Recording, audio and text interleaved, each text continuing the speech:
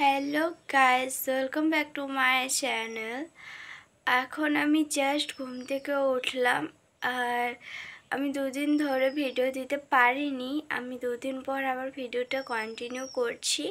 Video না দিতে পারার কারণ হচ্ছে আমি বাড়িতেই ছিলাম, কিন্তু যেহেতু আমি কোনো কন্টেন্ট খুঁজে পাচ্ছিলাম না বাড়িতে বসে, তাই আমি ভাবলাম দুদিন ভিডিওটা অফ রাখা যাক।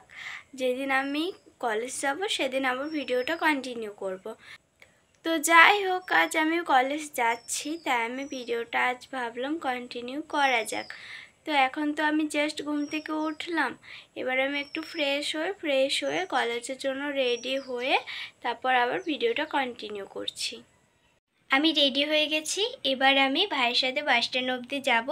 তো চলো বেরোনো যাক। আমি বাঁধকানা বাস স্ট্যান্ডে পৌঁছে গিয়েছি।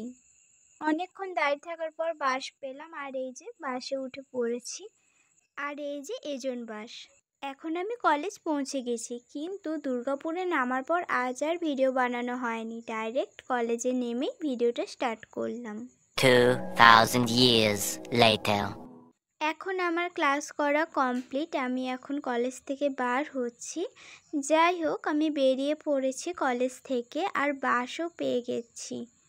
কিন্তু এটা এজন বাস নয়, এটা হলো আমি দুর্গাপুর থেকে যে বাসে চেপেছিলাম সেই বাসের ভিডিও। এজন বাসের ভিডিওটা করা হয়নি। ভিডিও না বানাতে পারার একটাই কারণ, আমি সিট পাইনি, তার জন্য ভিডিওটা করা হয়নি। দুর্গাপুর থেকে বাসে সিট পেয়েছি, তাই ভিডিওটা আবার কন্টিনিউ করেছি।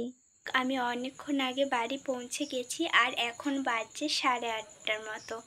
কিন্তু ব্যাপারটা হলো, বাসে ওই ভিডিওটা বানানোর পর তার কিছুক্ষণ পরেই আমার ফোনটা সুইচ অফ হয়ে যায়। আমি দেখিইনি যে আমার ফোনে 1% চার্জ ছিল। তারপর আমি বাসের মধ্যেই পাওয়ার ব্যাঙ্কে চার্জ দিই ফোনটা, বাট কোনো লাভ হয়নি।